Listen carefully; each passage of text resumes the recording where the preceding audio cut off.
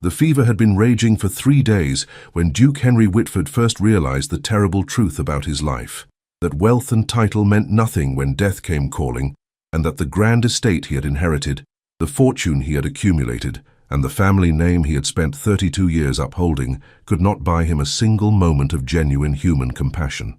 From his 4-poster bed in the master chamber of Whitford Manor, Henry watched through fever-clouded eyes as his younger brother Charles packed his belongings with unseemly haste, muttering about contagion and necessary precautions, while his eyes gleamed with barely concealed anticipation of an inheritance that might soon be his.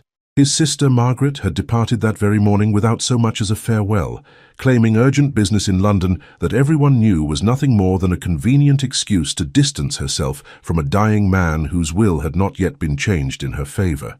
The physicians had pronounced his condition grave, a wasting fever of unknown origin that had already claimed 2 other members of the nobility that season, and had recommended isolation and prayer, though their hasty retreat from his bedside suggested they held little hope for his recovery. The servants, too, had begun to abandon their posts one by one, some claiming fear of infection, others simply disappearing into the night when they realized their wages might not be forthcoming from a dead master. By the 4th day, Whitford Manor, once bustling with activity and filled with the constant presence of family, friends, and staff, had become a tomb-like monument to solitude, its vast corridors echoing with nothing but Henry's labored breathing and the occasional creak of ancient timbers. It was then, in the depths of his delirium, that he became aware of a gentle presence that had not fled, a soft voice that spoke words of comfort rather than farewell, and careful hands that tended to his needs with a devotion that had nothing to do with duty or expectation of reward. Through the haze of fever, he glimpsed a young woman with kind eyes and work-worn hands, someone whose face he recognized but whose name he had never bothered to learn, one of the housemaids who had served his family faithfully for years, while remaining as invisible to him as the wallpaper in his grand drawing rooms. Eliza Bennet, 24 years old, and possessed of a quiet strength that had been forged in the fires of hardship and loss, had made a decision that would have seemed incomprehensible to those who knew her humble station. She would not abandon the Duke in his hour of greatest need, not because she owed him anything, but because her conscience would not allow her to turn away from human suffering, regardless of the social chasm that separated them. As Henry drifted in and out of consciousness, burning with fever and abandoned by all who had claimed to love him, he began to understand that this simple maid, this woman he had never truly seen despite her years of service, might be the only person in his entire privileged existence who possessed the kind of loyalty and compassion that could not be bought, inherited, or commanded, but only given, freely from a heart that knew the true meaning of devotion. The fever takes hold. The first sign that something was terribly wrong came during the elaborate dinner party Duke Henry Whitford was hosting for the local magistrates and their wives. He had been discussing the new agricultural reforms with Lord Pemberton when a sudden wave of dizziness nearly sent him tumbling from his chair at the head of the magnificent mahogany table. "With your grace, are you quite well?" asked Lady Pemberton, her voice carrying more curiosity than genuine concern, as she noticed the pallor that had suddenly overtaken their host's usually robust complexion. Henry gripped the edge of the table, forcing a smile that felt like it might crack his face. "Merely tired, I'm sure. The estate business has been particularly demanding of late." But even as he spoke the words, Henry could feel something dark and insidious taking hold within him. His vision seemed to blur at the edges, and a bone-deep chill was settling into his limbs, despite the warmth of the dining room's roaring fire. "Perhaps we should call for Dr. Morrison," suggested his brother Charles, though his tone suggested the idea was more social nicety than genuine worry. "Oh, you do look rather peaked, Henry." "Nonsense," Henry replied firmly, though he had to concentrate to keep his voice steady. "I'm perfectly fine. Please, continue with your meal." The dinner concluded without further incident, though Henry found himself picking at his food and struggling to follow the conversation that flowed around him. By the time the last guest had departed, he was fighting to remain upright, and the short walk from the front door to his private study felt like a journey of miles. "Your Grace," said his butler, a dignified man named Thornton, who had served the Whitford family for over 20 years. "Shall I have someone help you to your chambers?" Henry waved him away with a hand that trembled slightly. "I can manage perfectly well on my own, thank you." But as he climbed the grand staircase to his private apartments, Henry had to stop twice to catch his breath. and by the time he reached his bedroom door, sweat was beading on his forehead, despite the chill that seemed to have settled permanently in his bones. It was then that he saw her, a young woman in the simple brown dress and white apron of a housemaid, carrying fresh linens toward one of the guest chambers.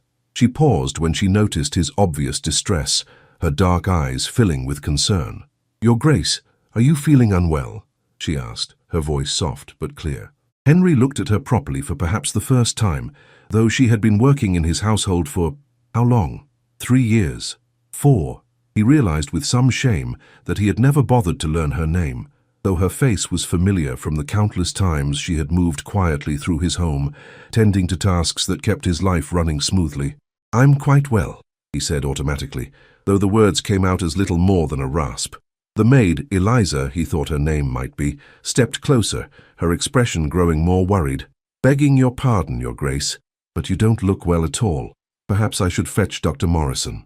"That won't be necessary," Henry replied, though even as he spoke, another wave of dizziness washed over him, and he had to steady himself against the doorframe. Without waiting for permission, Eliza set down her linens and moved to his side, offering her arm for support. "Please, Your Grace, let me help you to your room." Henry's first instinct was to refuse. It was highly improper for a servant to touch him, particularly a female servant. But another surge of weakness made the decision for him. He accepted her assistance gratefully, leaning more heavily on her slight frame than he would have thought possible. "Thank you," he murmured, as she helped him into his bedroom and toward the large four-poster bed that dominated the space. "Shall I send for Dr. Morrison now, Your Grace?" Eliza asked as she helped him sit on the edge of the bed. Henry nodded weakly, no longer able to maintain the pretense that nothing was wrong. "Yes, I think that would be wise." By the time Dr. Morrison arrived an hour later, Henry's condition had deteriorated significantly. The chill had given way to a burning fever, and he was alternating between violent shivering and periods where he felt as though he were being consumed by fire from within. "This is most concerning, Doctor," Morrison murmured after his examination, his weathered face grave as he spoke quietly with Charles and Margaret, who had been summoned from their own homes on the estate. "The fever is quite high, and I'm seeing symptoms similar to those exhibited by Lord Ashworth before his recent, unfortunate demise." Henry, though weakened by fever, was still conscious enough to hear the hushed conversation taking place at the foot of his bed. Lord Ashworth had died just 2 weeks prior, succumbing to a wasting fever that had baffled the local physicians. "Or is it contagious?" Margaret asked, and Henry could hear the fear in her voice, though whether it was fear for his welfare or for her own safety, he couldn't be sure. "I cannot say with certainty," Dr. Morrison replied, "but given the similarity of symptoms, I would recommend limiting contact with His Grace to only essential personnel. The household should be informed of the potential risk." Over the next 2 days, Henry watched from his sickbed as his world slowly emptied around him.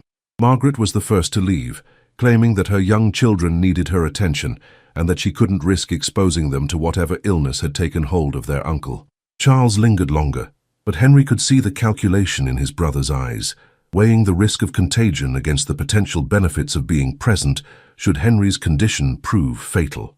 "I think it would be best if I relocated to the London house for a few weeks," Charles announced on the 3rd day, standing well away from Henry's bed as he spoke. "Just until we know more about your condition. Dr. Morrison agrees that limiting exposure is the wisest course." Henry tried to speak, to protest that he needed his family now more than ever, but the fever had robbed him of strength, and all that emerged was a weak croak. "Don't worry, brother," Charles continued, his tone falsely hearty. "I'll ensure that the estate business is handled properly in your absence. You just focus on getting well." But Henry could see the truth in his brother's eyes. Charles was already thinking of himself as the next Duke of Whitford, already making plans for an inheritance he seemed confident would soon be his. The servants too began to disappear. First the footmen, then the kitchen staff, until only a skeleton crew remained to maintain the vast manor house. Dr. Morrison's visits became less frequent, his treatments more perfunctory, as it became clear that he held little hope for Henry's recovery. By the end of the first week, Whitford Manor had become a place of echoing emptiness, its grand halls silent except for Henry's laboured breathing and the occasional sound of footsteps from the few remaining staff members who hurried through their duties with obvious reluctance. It was during one of his more lucid moments that Henry first became truly aware of the one person who had not abandoned him. Eliza Bennet moved quietly through his room, changing his sweat-soaked bedding with gentle efficiency, bringing him water to sip when his throat felt like sandpaper, and placing cool cloths on his burning forehead with hands that were steady and sure. "You shouldn't be here," Henry managed to whisper during one of her visits. "The others, they've all left because of the risk." Eliza paused in her ministrations, meeting his fever-bright eyes with her own calm brown ones. "I know, Your Grace." "Then why?" Henry's voice trailed off, too weak to complete the question. "Because you need care, Your Grace," Eliza replied simply. "And because it's the right thing to do." The simplicity of her answer struck Henry with unexpected force. Not because she owed him anything, not because she hoped for reward or advancement, but simply because it was right. In his 32 years of life, surrounded by people who wanted something from him, his money, his influence, his name, Henry had never encountered such uncomplicated goodness. "What's your name?" he asked, though he was ashamed that he didn't already know it. "It's Eliza Bennet, Your Grace." "But how long have you worked here, Eliza?" "No, 4 years, Your Grace." "Well, 4 years." This woman had been caring for his home, ensuring his comfort for 4 years, and he had never bothered to learn her name or acknowledge her as anything more than a piece of furniture that happened to move and perform useful tasks. "I'm sorry," Henry whispered, though he wasn't entirely sure what he was apologizing for. His ignorance, his illness, or the fact that she was risking her own health to care for someone who had never shown her the slightest consideration. "There's nothing to be sorry for, Your Grace," Eliza replied gently. "Just rest now. You need to conserve your strength." As Henry drifted back into the fevered haze that had become his constant companion, he found himself thinking about Eliza Bennet, about the quiet courage it must have taken to stay when everyone else had fled, about the compassion that motivated her to risk her own life for his, and about the terrible irony that the only person who had shown him true loyalty was someone he had never bothered to truly see. For the first time in his privileged life, Duke Henry Whitford was learning what it meant to be truly alone, and what it meant to be genuinely cared for by someone who asked for nothing in return. The Vigil. As Henry's fever raged through its second week, the great manor house seemed to hold its breath around them. The few remaining servants moved like ghosts through the corridors, performing only the most essential duties before retreating to the safety of their quarters.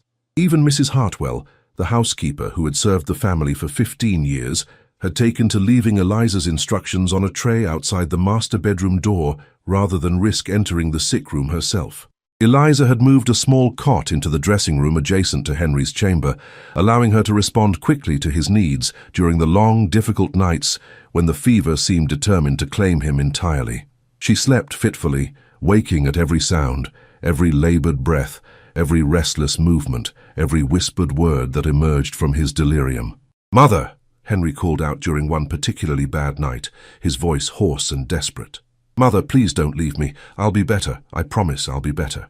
Eliza rose quickly from her cot and moved to his bedside, where she found him thrashing weakly against the sweat-soaked sheets, his eyes wide but unseeing as he stared at something only he could perceive. "Shh," she whispered, placing a cool cloth on his burning forehead. "You're safe. You're not alone." "She left," Henry continued, his words slurred with fever. "They all left. Even Charles. Even Margaret. I thought they loved me, but they only loved what I could give them." Eliza's heart clenched at the pain in his voice. Even in his delirium, Henry was grappling with the devastating realization that his family's affection had been conditional, dependent on his health and his ability to provide for them. "A rest now," she murmured, gently smoothing his dark hair back from his fevered brow. "You need to save your strength. Speak. Who are you?" Henry asked suddenly, his fever-bright eyes focusing on her face with startling clarity. "Are you an angel? Have I died? And I'm Eliza," she replied softly. "And you're very much alive, Your Grace. You're going to get better." "Eliza," Henry repeated, as if testing the name.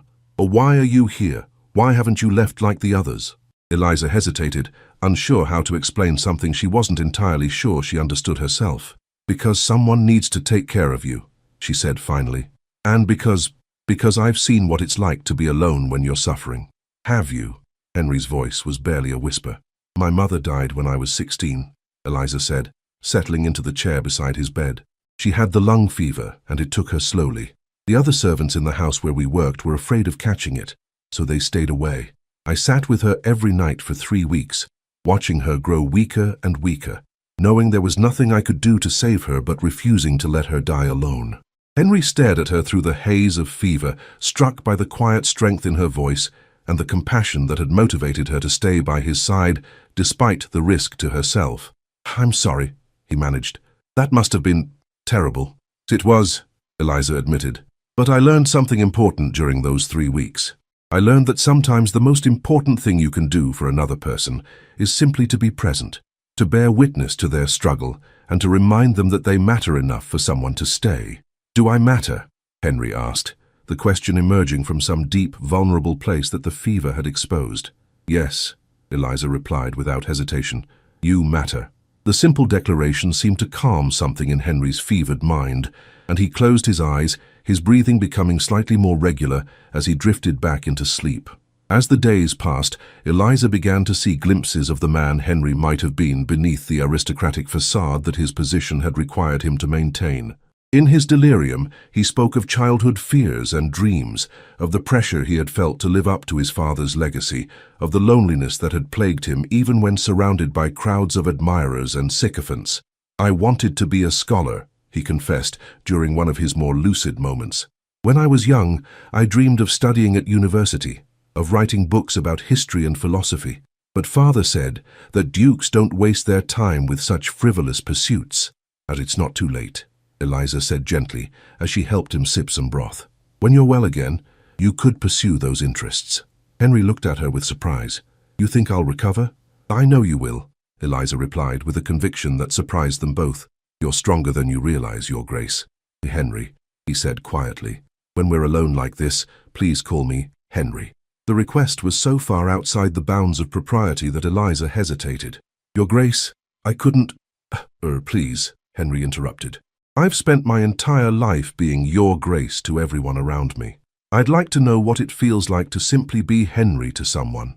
"Very well, Henry," Eliza said, the name feeling strange on her tongue. "But only when we're alone." As Henry's fever began to break during the 3rd week of his illness, their conversations became longer and more meaningful. Eliza found herself sharing stories of her own life, her childhood in a small village, her father's work as a blacksmith, the dreams she had harbored before circumstances forced her into service. "You wanted to be a teacher," Henry observed after she had told him about her love of reading and her desire to help children learn. "It was a foolish dream," Eliza replied, focusing on the embroidery she had brought to occupy her hands during the long hours of watching over him. "Women of my station don't become teachers." "Why not?" Henry asked, his voice growing stronger each day. "You're clearly intelligent and well-read. You have a natural gift for caring for others. Those seem like excellent qualifications for teaching." Eliza looked up from her needlework, surprised by his earnest tone. "Because I'm a servant, Henry. I have no education beyond what I've taught myself, no connections, no means to establish myself in such a position." "Those are obstacles, not impossibilities," Henry replied thoughtfully. "When I'm well again, perhaps we could discuss ways to overcome them." The suggestion was so unexpected that Eliza nearly dropped her embroidery. "You would do that? Help me pursue such a dream?" "Why wouldn't I?" Henry asked, genuine puzzlement in his voice. "You've saved my life, Eliza. You've shown me kindness and loyalty when my own family abandoned me. If I can help you achieve your dreams in return, it would be my honor to do so." Eliza felt tears prick her eyes at his words.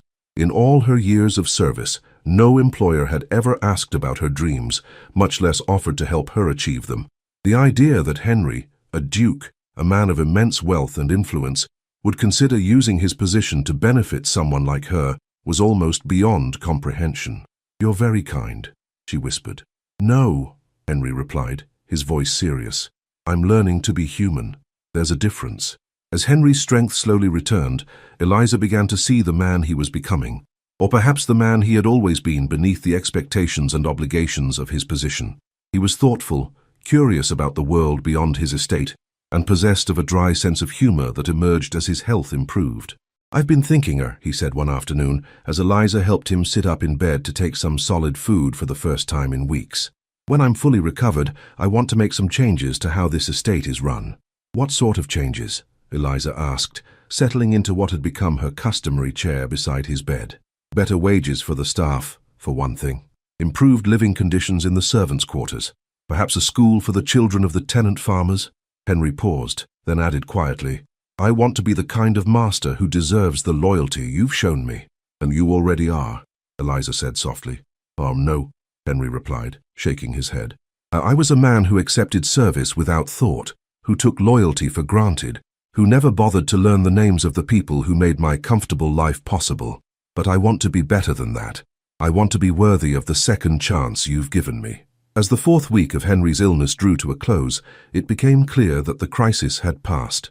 His fever had broken completely, his appetite was returning, and his strength was slowly but steadily improving. Dr. Morrison, who had resumed his visits once it became apparent that Henry would survive, pronounced himself amazed by the Duke's recovery.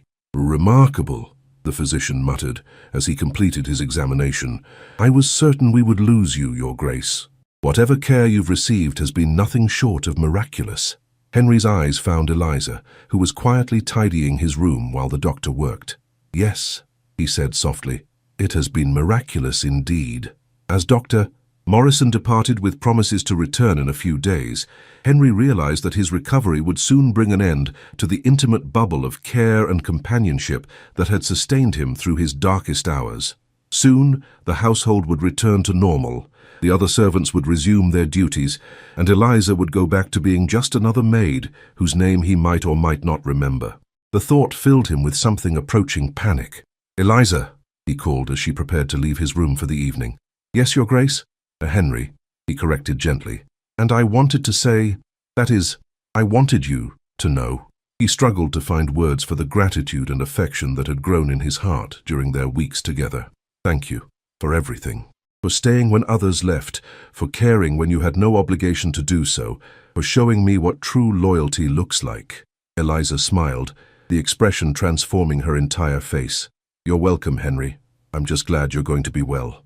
As she quietly closed the door behind her, Henry lay back against his pillows and contemplated the future. He was alive thanks to Eliza's care, but more than that, he was changed. The fever had burned away more than just his illness. It had stripped away the assumptions and prejudices that had shaped his understanding of the world. He had learned that worth wasn't determined by birth or wealth, that loyalty couldn't be bought or commanded, and that sometimes the most extraordinary people were hidden in the most ordinary circumstances. Now he faced a choice.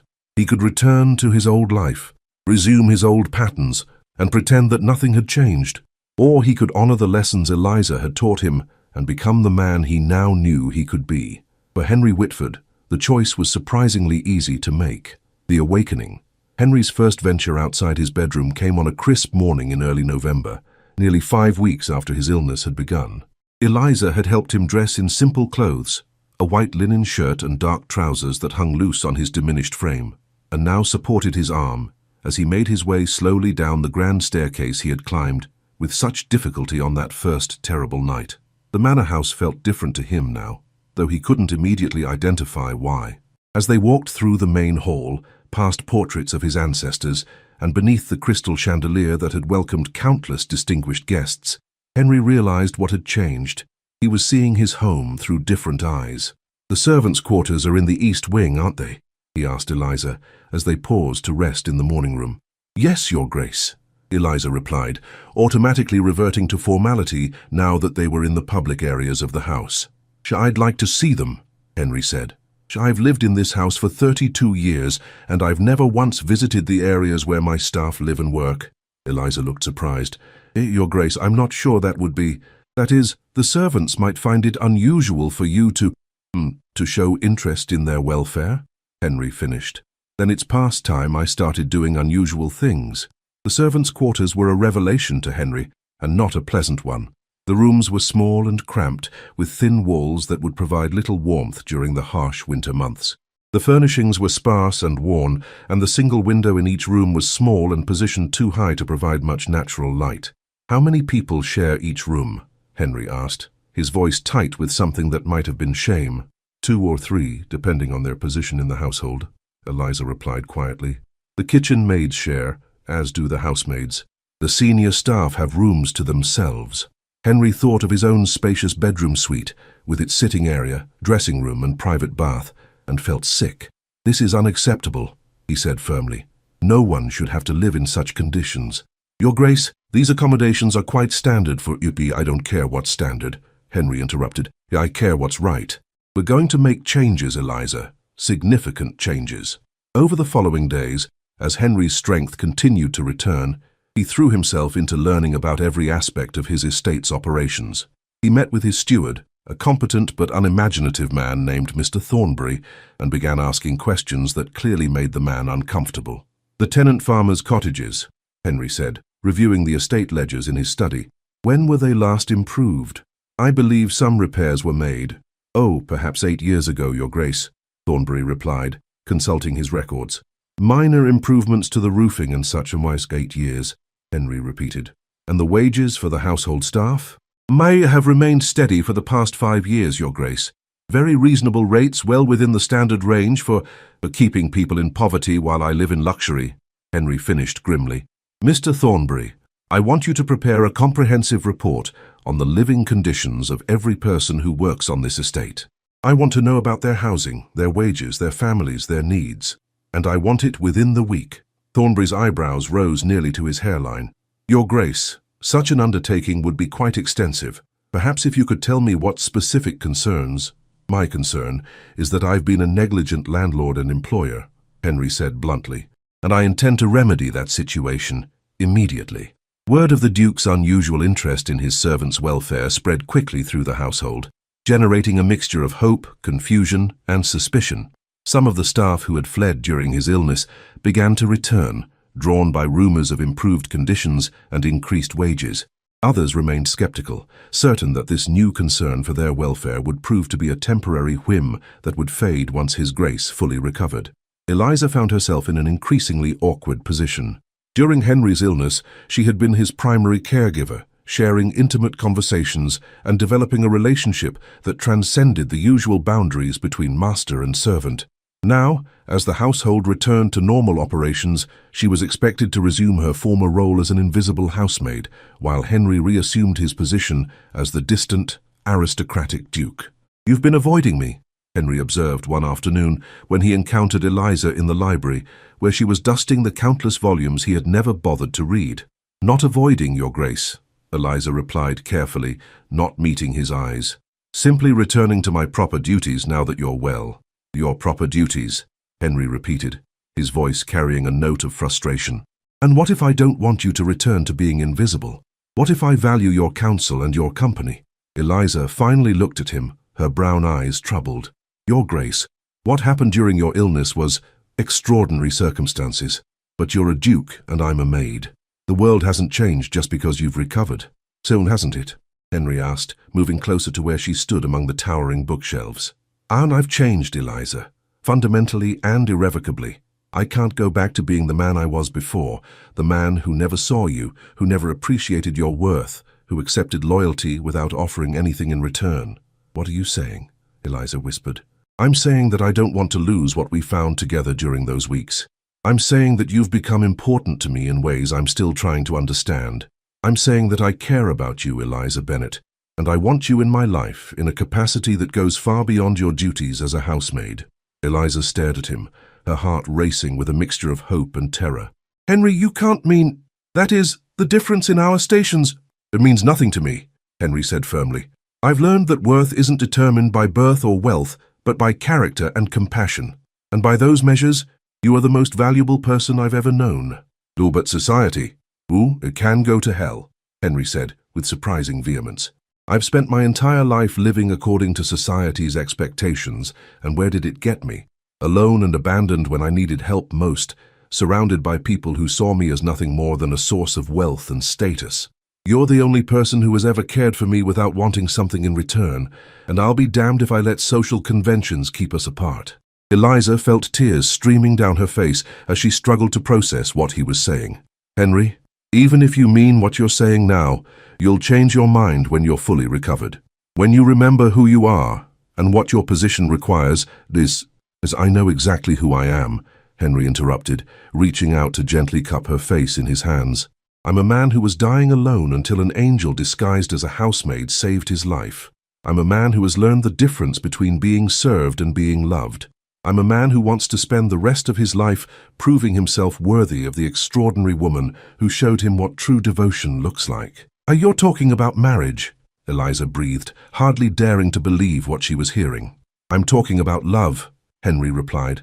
Marriage is just the legal recognition of what I already feel in my heart. Eliza, I love you. I love your strength, your compassion, your unwavering moral compass. I love the way you see the best in people, the way you care for others without thought of reward, the way you made me want to be a better man. I love you too, Eliza whispered, the admission seeming to surprise her as much as it did him. I think I started falling in love with you during those first terrible nights, when you were so vulnerable and afraid. I saw past the title and the wealth to the man underneath, and that man is extraordinary. Henry's smile was radiant as he leaned down to kiss her, a gentle, reverent kiss that spoke of love and gratitude and the promise of a future neither of them had dared to imagine. When they broke apart, Eliza rested her forehead against his, her eyes bright with tears of joy and wonder. What happens now? She asked softly. Now. Oh, Henry said, his voice warm with love and determination. We prove that true love can overcome any obstacle, including the prejudices of a society that values appearances over substance. Now we show the world that a duke and a maid can find happiness together because they see each other's true worth. It won't be easy, Eliza warned. People will say terrible things about both of us. They'll say I'm a fortune hunter, that you've lost your mind, that our marriage is a scandal that will ruin your reputation. Let them say what they will, Henry replied. I've learned that the opinions of people who abandoned me in my hour of need are worth less than nothing. The only opinion that matters to me is yours, and if you'll have me, I'd like to spend the rest of my life earning your love and respect. You already have both, Eliza said, her voice thick with emotion. You've had them since the moment you thanked me for staying when everyone else left. As they stood together in the library, surrounded by books that contained the wisdom of ages, Henry and Eliza began to plan a future that would challenge every convention of their time. It would not be an easy path, but it would be one they walked together, supported by a love that had been forged in the crucible of suffering and tested by the fires of adversity. For the first time in his life, Henry Whitford felt truly wealthy, not in money or property, but in the love of a woman who had seen him at his worst and chosen to stay. And for Eliza Bennet, who had spent her life believing she was destined for invisibility and servitude, the future suddenly blazed with possibilities she had never dared to dream. Love, they had discovered, was indeed the greatest equalizer of all. Facing the storm, the announcement of Duke Henry Whitford's engagement to Miss Eliza Bennet sent shockwaves through London society that reverberated from the grandest drawing rooms of Mayfair to the humblest servants' halls throughout England. The news, which Henry had insisted be published in the London papers, despite his steward's horrified protests, was met with reactions ranging from stunned disbelief to outright scandal. "Have you completely taken leave of your senses?" Charles Whitford demanded, as he stormed into Henry's study 3 days after the announcement appeared in print. Henry's younger brother had returned from London the moment he heard the news, his face flushed with anger and what looked suspiciously like panic. "Good morning to you too, Charles," Henry replied calmly, not looking up from the correspondence he was reviewing. "I trust your journey from London was pleasant. Don't you dare take that tone with me," Charles snapped. "Do you have any idea what you've done? The entire town is talking about nothing else. They're saying you've lost your mind, that the fever damaged your brain, that you're being manipulated by a scheming servant girl who saw an opportunity to elevate herself." Henry set down his pen and fixed his brother with a steady gaze. "And what do you say, Charles?" I say you're making the biggest mistake of your life," Charles replied without hesitation. "Henry, this woman is a housemaid, a servant. You cannot possibly marry her without destroying everything our family has built over centuries." "And everything our family has built," Henry repeated thoughtfully. "But you mean our reputation, our standing in society, our ability to move in the highest circles?" "Yes, exactly. You're the Duke of Whitford, for God's sake. You have responsibilities, obligations. I have one obligation," Henry interrupted, rising from his chair with the authority that made Charles step back. "To live with honor and integrity. And I can think of no more honorable course than marrying the woman who saved my life when my own family abandoned me to die." Charles's face flushed an even deeper red. That's not fair. We left because the physician said, it might be contagious," Henry finished. They didn't order you to flee. They didn't force you to pack your belongings and retreat to London while I fought for my life. You chose to leave, Charles, just as Margaret chose to leave. But Eliza chose to stay. She's a servant. It was her duty to stay." "No," Henry said quietly. "It was her choice. And it's a choice that revealed more about her character than anything you or Margaret have ever done has revealed about yours." The confrontation with Charles was only the beginning. Over the following days, Henry found himself besieged by visitors, all of whom seemed determined to talk him out of what they viewed as a catastrophic error in judgment. Margaret arrived from London with her husband, both of them wearing expressions of barely concealed horror as they pleaded with Henry to reconsider. "Think of your children," Margaret urged during a particularly tense conversation in the drawing room. "How will they be received in society with a mother who was once a housemaid? How will they make suitable marriages when their parentage is considered scandalous?" "As I think," Henry replied evenly, "is that any children Eliza and I might have will be raised to value character over convention, kindness over status, and love over social advantage. They will be better people for having her as their mother." "And you're being naive," Margaret's husband interjected. "Society doesn't change its opinions simply because you wish it to. Your children will suffer for this decision. My children will learn that their father chose love over fear, principle over prejudice. If that causes them to suffer some social inconvenience, I believe they'll survive it." The local gentry were equally appalled. Lord and Lady Pemberton called to express their malcourt concern for Henry's welfare and to suggest that perhaps he was not yet fully recovered from his illness. "We're simply worried about you, Henry," Lady Pemberton said with false sweetness. "This engagement is so unexpected, so unlike you. Are you certain you're thinking clearly?" "Yeah, I'm thinking more clearly than I ever have in my life," Henry replied. "For the first time, I'm making decisions based on what I know to be right, rather than what others expect of me." "But surely you must see how impossible this is," Lord Pemberton added. "The girl has no education, no breeding, no understanding of what it means to be a duchess. She'll be a laughingstock, and by extension, so will you. Still, Eliza has more natural grace and dignity than most women who were born to the role," Henry said firmly. "She has intelligence, compassion, and strength of character. Those are the qualities that matter in a duchess, not the circumstances of her birth." Throughout all of these confrontations, Eliza remained largely hidden from view, continuing her duties as a housemaid while the storm of controversy raged around them. Henry could see the strain the situation was placing on her, the way she flinched when she overheard the cruel comments of visitors, the doubt that crept into her eyes when faced with the unanimous disapproval of his social circle. "Perhaps they're right," she said one evening as they walked together in the garden behind the manor house, away from the prying eyes and judgmental stares of the household. "Perhaps this is madness. Perhaps I should release you from your engagement before you destroy your life for my sake." Henry stopped walking and turned to face her, his expression serious. "Eliza, look at me. Do you love me?" "And you know I do," she replied, tears threatening to spill from her eyes. "Do you believe that I love you?" "And yes, but then nothing else matters. Not their disapproval, not their predictions of social ruin, not their certainty that we're making a mistake. What matters is that we found something rare and precious, a love based on genuine understanding and mutual respect. I won't let the prejudices of small-minded people destroy that." "But Henry, what if they're right about the children?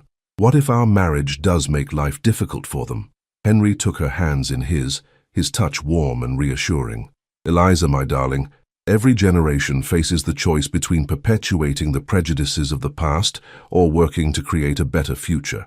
I want our children to grow up in a world where worth is measured by character rather than birth, where love is valued over social advantage. Someone has to be willing to take the first step toward that world, and I can think of no better way to do it than by marrying the most extraordinary woman I've ever known." "You really believe we can overcome all of this?" Eliza asked, her voice small but hopeful. "I believe that love can overcome anything," Henry replied with conviction. "And I believe that you and I together are stronger than any obstacle society can place in our path." As if to test that belief, the next morning brought the arrival of Henry's great-aunt, the formidable Dowager Countess of Ashworth, a woman whose opinion carried significant weight in the highest circles of society. Lady Ashworth was 75 years old, sharp as a blade, and utterly uncompromising in her views about proper behavior and social order. "Henry," she said without preamble, as she swept into his study like an avenging angel, "but I have come to talk sense into you before you complete this act of social suicide." "At Aunt Beatrice," Henry replied, rising to greet her with a bow that was respectful but not subservient. "How lovely to see you. I trust your journey from London was comfortable." Don't you dare try to charm me, young man," Lady Ashworth snapped, settling into a chair with the air of a general preparing for battle. "I am here because your mother, God rest her soul, was my dearest friend, and I will not stand by and watch you destroy everything she held dear." "Yes. And what did my mother hold dear, Aunt?" Henry asked, genuinely curious about her answer. "Her honor, dignity, the preservation of our family's good name, none of which will survive your marriage to a housemaid." Henry was quiet for a moment, considering his response. "Aunt Beatrice, may I tell you about the night I nearly died?" "I fail to see how that's relevant." Please," Henry said quietly. Indulge me." Lady Ashworth pressed her lips together, but nodded for him to continue. "I was burning with fever, delirious, convinced that I was going to die alone and forgotten. My brother had fled to London. My sister had retreated to her own home. The servants had abandoned their posts. I lay in that bed, surrounded by all the wealth and privilege our family had accumulated over generations, and none of it could buy me a single moment of human compassion." Henry paused, his voice growing softer. "And then I became aware of someone moving quietly through my room, someone who brought me water when my throat was parched, who placed cool cloths on my burning forehead, who sat beside my bed through the long, dark hours and reminded me that I was not alone. That someone was Eliza Bennet, a woman who owed me nothing, who had every reason to flee like the others, but who chose to stay because she believed it was right." Lady Ashworth's expression had grown thoughtful, but she remained silent. "For 3 weeks, Aunt, she risked her own life to care for mine.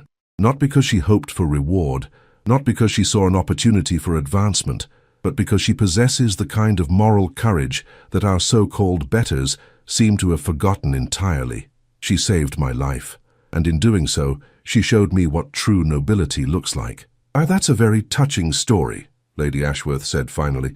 "Rob, but gratitude is not a sufficient foundation for marriage." "You're right," Henry agreed. "Gratitude isn't enough, but love is. And I love Eliza Bennet with all my heart, not because she saved my life, but because of who she is. She is kind, intelligent, principled, and strong. She sees the best in people and brings out the best in them. She has made me a better man, and she will make me a better duke." Lady Ashworth studied him for a long moment, her sharp eyes searching his face for any sign of doubt or uncertainty. "You're absolutely determined to go through with this?" "Absolutely," Henry replied without hesitation. "Even knowing that it will cost you the respect of your peers, the acceptance of society, the easy life you've always known." Even knowing all of that." Lady Ashworth was quiet for several minutes, her gaze distant as she appeared to wrestle with some internal debate. Finally she spoke. "Very well. If you're determined to marry this girl, then we must ensure that she's prepared for what lies ahead.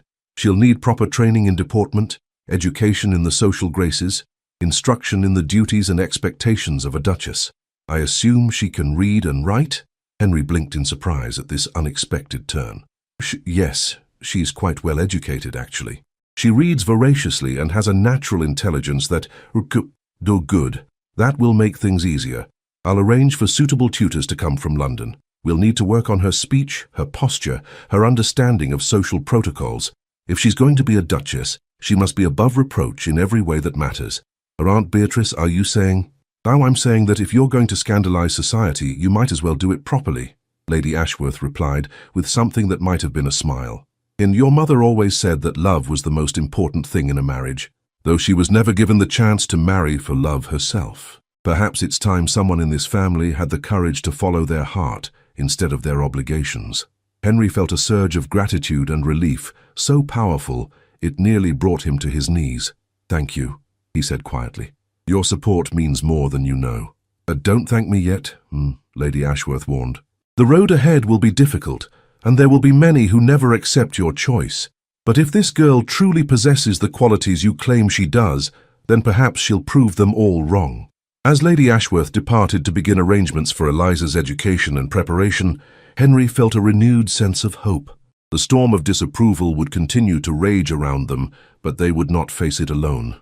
Love, he was learning, had a way of creating its own allies, its own sources of strength, and with Eliza by his side, he was ready to face whatever challenges lay ahead. The transformation. Under Lady Ashworth's exacting supervision, Eliza's transformation from housemaid to duchess in training began with an intensity that left her breathless.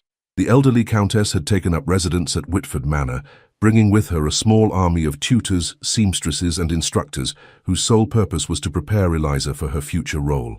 "Posture, Miss Bennet," commanded Madame Rousseau, the French deportment instructor Lady Ashworth had summoned from London. "A duchess does not slouch. Imagine a string pulling you upward from the crown of your head. Shoulders back, chin up, but not so high as to appear arrogant." Eliza adjusted her stance for the 100th time that morning, trying to find the delicate balance between confidence and humility that seemed to be required of her new station. The lessons were exhausting. Hours spent learning to walk with books balanced on her head, to curtsy with perfect grace, to enter and exit a room with the kind of presence that commanded respect without appearing presumptuous. And better, Madame Rousseau acknowledged with grudging approval. But you must practice until it becomes natural. A duchess who appears to be concentrating on her deportment is a duchess who reveals her humble origins. The comment stung, as it was meant to, but Eliza had learned to endure such subtle cruelties with the same grace she had once used to bear the casual dismissals of her former position. She was no longer invisible, but she was not yet accepted either. She existed in a strange liminal space between servant and lady, neither one thing nor the other. "Don't let Rousseau's sharp tongue discourage you," Lady Ashworth said later, as they took tea in the morning room. "She's deliberately harsh because she wants to prepare you for worse treatment from society. Better to develop thick skin now than to be wounded by every slight you'll encounter as Henry's wife." "Is it always going to be this difficult?" Eliza asked, setting down her teacup with hands that trembled slightly from exhaustion. "Will I ever truly belong in Henry's world, or will I always be the housemaid who married above her station?" Lady Ashworth studied her with those sharp, intelligent eyes that seemed to see everything. "That depends entirely on you, my dear. Society will judge you harshly at first, that's inevitable. But if you conduct yourself with dignity, intelligence and grace, if you prove yourself worthy of the position through your actions rather than your words, then eventually even the most stubborn critics will be forced to acknowledge your worth. And if I fail? If I embarrass Henry or prove unequal to the role? Then you'll confirm every prejudice they hold about the unsuitability of marrying beneath one's station," Lady Ashworth replied with characteristic bluntness. "Which is why failure is not an option. You must be better than perfect, my dear. You must be extraordinary." And the pressure was immense, but Eliza found strength in her daily conversations with Henry, who made time each evening to walk with her in the garden and listen to her struggles with the day's lessons. "And Madame Rousseau says, I'll never lose my common accent entirely," Eliza confided one evening as they strolled among the roses that had begun to bloom despite the approaching winter. "She says the best I can hope for is to minimize it enough that people won't immediately identify my origins. Tell me your accent is part of who you are." Henry replied firmly, "I don't want you to lose it entirely.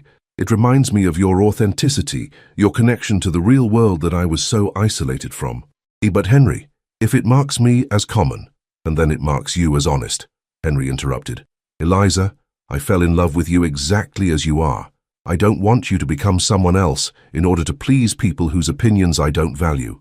I want you to become the best version of yourself." "Who?" "Lady Ashworth says I must be extraordinary," Eliza said with a sigh. "Sometimes I wonder if I'm capable of that." Henry stopped walking and turned to face her, his expression serious in the moonlight. "Eliza, you've already proven you're extraordinary. You showed extraordinary courage when you stayed to care for me while everyone else fled. You demonstrated extraordinary compassion when you risked your own life for someone who had never even bothered to learn your name. You displayed extraordinary strength when you endured weeks of exhausting care without complaint or expectation of reward." "That was different," Eliza protested. "That was just doing what was right." "Exactly," Henry said, taking her hands in his. "And that's what makes you extraordinary. You don't even recognize your own remarkable qualities because they come so naturally to you. Most people have to work to be kind, to be selfless, to be brave. For you, it's simply who you are. As the weeks passed, Eliza began to find her footing in her new role. The lessons with Madame Rousseau became less torturous as her posture improved and her movements gained the fluid grace expected of a duchess. Her sessions with Mr. Pembroke, the classics tutor Lady Ashworth had engaged, opened up new worlds of literature and philosophy that fed her hungry mind. "You have a natural aptitude for languages," Mr. Pembroke observed during one of their French lessons. "With your intelligence and dedication, you could become quite accomplished in several tongues." "Would that be appropriate for someone of my background?" Eliza asked hesitantly. "My dear Miss Bennet," Mr. Pembroke replied with a smile, "accomplishment is always appropriate.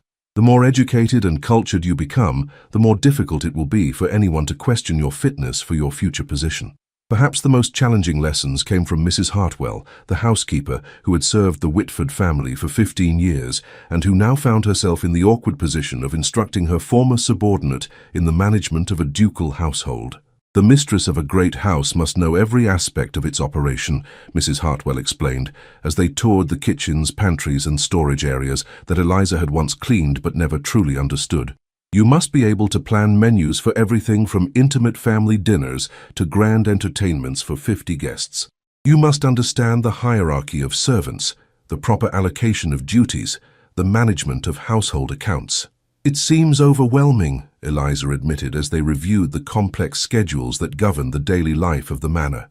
"It is overwhelming at first," Mrs. Hartwell agreed. "But you have advantages that many ladies of breeding lack. You understand the work from the servant's perspective. You know what motivates them, what challenges they face, what improvements would make their lives easier. That knowledge will make you a better mistress than someone who has never seen beyond the drawing room." The comment was perhaps the first truly encouraging thing Mrs. Hartwell had said since the lessons began, and it gave Eliza hope that she might indeed be capable of fulfilling her future role. As autumn deepened into winter, the wedding preparations began in earnest. Lady Ashworth had decreed that the ceremony would take place at the village church rather than in London, partly to avoid the worst of the social scandal and partly to emphasize Henry's connection to his estate and tenants. "Let them see that you're not ashamed of your choice," she advised Henry during one of their planning sessions. "Let them see that you're proud to claim Eliza as your bride before the very people she once served. It will go a long way toward establishing her legitimacy in their eyes."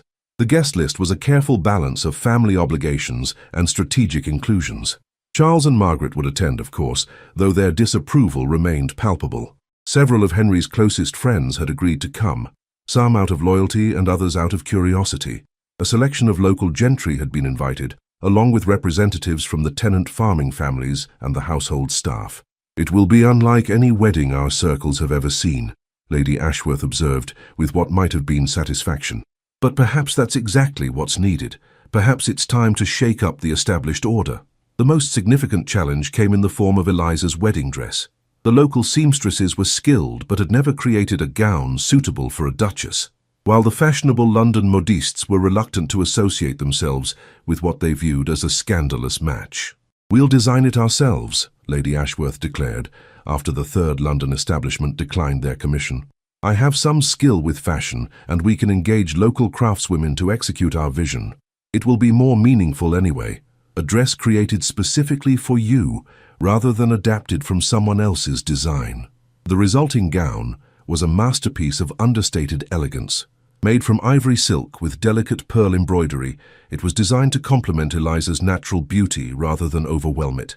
The style was fashionable, but not ostentatious, appropriate for a duchess, but not so grand as to seem presumptuous. "You look beautiful," Henry said when he saw her in the completed dress during a final fitting. "Like a queen, but an approachable queen. Someone people will want to serve out of love rather than fear." As the wedding day approached, Eliza found herself surprisingly calm.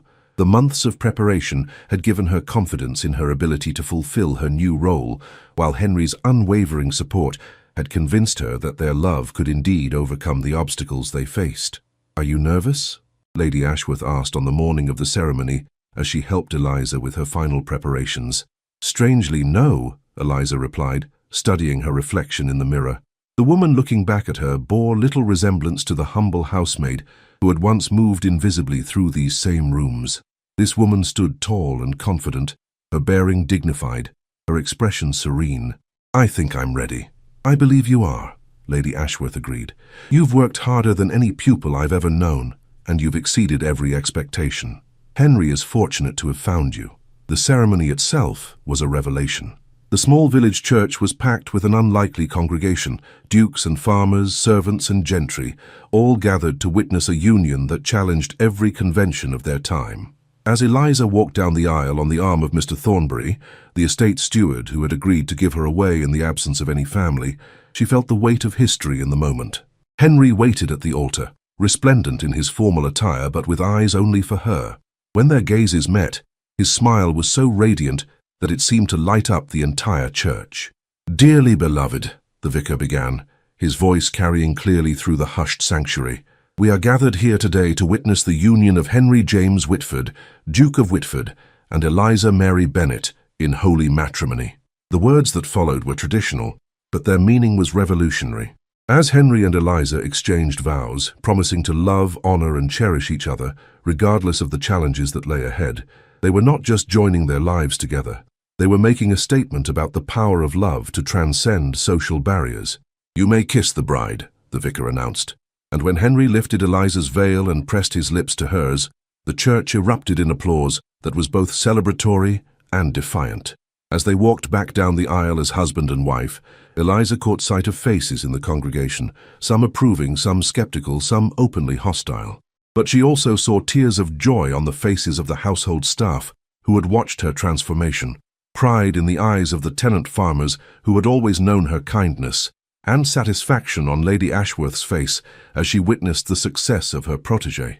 The reception at Whitford Manor was unlike any social gathering the estate had ever hosted.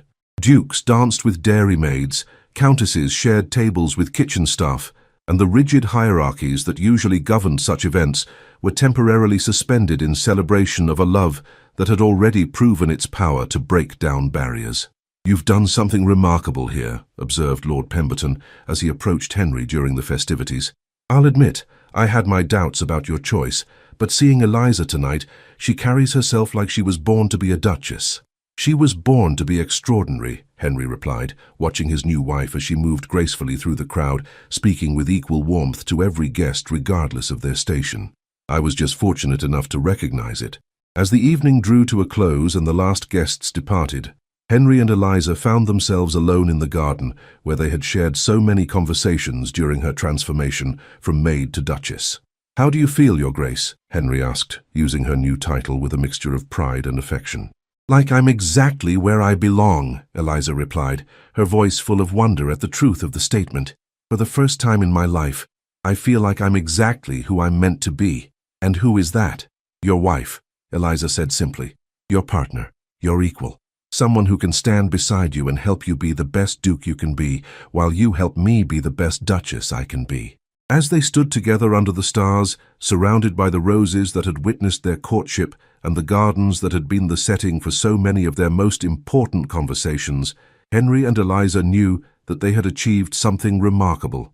They had proven that love could indeed conquer all, not by ignoring the obstacles in their path, but by facing them together with courage, determination, and an unwavering belief in each other's worth. The Duke and his Duchess had found their happily ever after, but more than that, they had blazed a trail for others who dared to believe that true love was more powerful than social convention, that character mattered more than birth, and that the human heart could triumph over even the most entrenched prejudices.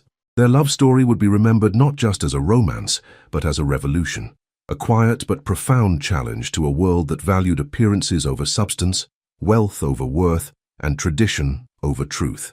And in the years to come, as they worked together to improve the lives of their tenants, to reform the conditions of their servants, and to raise children who understood that nobility came from actions rather than bloodlines, they would prove that their love had indeed changed the world, one heart at a time. The legacy 10 years later, the nursery at Whitford Manor echoed with the delighted laughter of children as 5-year-old James Henry Whitford chased his 3-year-old sister Catherine around the rocking horse that had been a gift from their great-aunt Beatrice. Eliza, now the Duchess of Whitford in both name and bearing, watched from the doorway with a smile that held all the contentment of a woman who had found her perfect place in the world. "They have your energy," Henry observed, joining her at the threshold of their children's domain. At 42, he had grown even more handsome with age, the lines around his eyes speaking of laughter shared and challenges overcome together. "And your stubbornness," Eliza replied, laughing as young James insisted on helping his sister reach a toy that was clearly beyond her grasp. "Did you see how he refused to let the nursemaid assist Catherine? He's determined to be her protector." "He learned that from watching me with you," Henry said, slipping his arm around his wife's waist.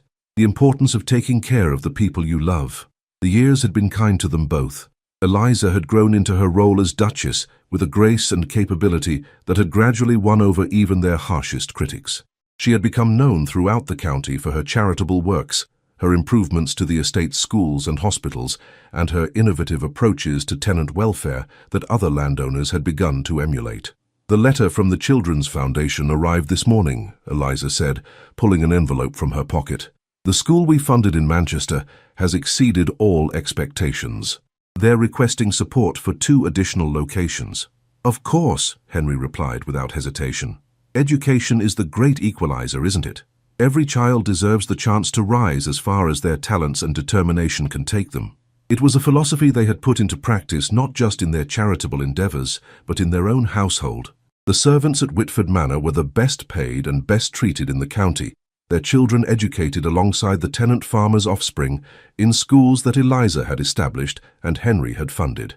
Several former housemaids had been promoted to positions of responsibility, while others had been helped to establish themselves in trades or professions that matched their abilities. "Your Grace," said Mrs. Patterson, the woman who had succeeded Mrs. Hartwell as housekeeper when the latter retired to a comfortable cottage on the estate.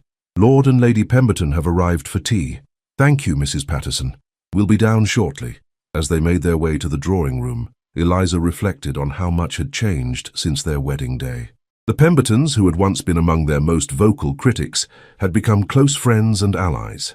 Lady Pemberton, in particular, had become one of Eliza's strongest supporters in her charitable work.